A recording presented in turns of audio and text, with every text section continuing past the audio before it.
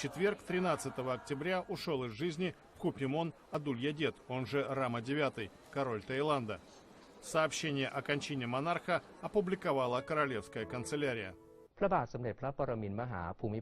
Король Бхумипон Адульядет находился на попечении медиков с 2014 года. Хотя врачи сделали все от них зависящее, его болезни не отступили, а состояние ухудшалось. Он почил с миром в госпитале в возрасте 88 лет, пробыв на троне 7 десятилетий.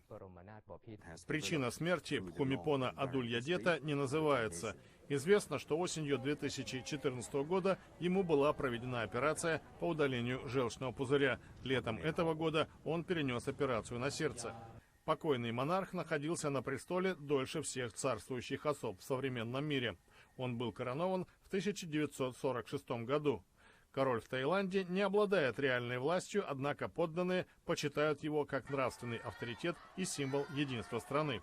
Его положение оставалось неизменным, несмотря на многочисленные перевороты, правительственные кризисы, бунты и другие потрясения.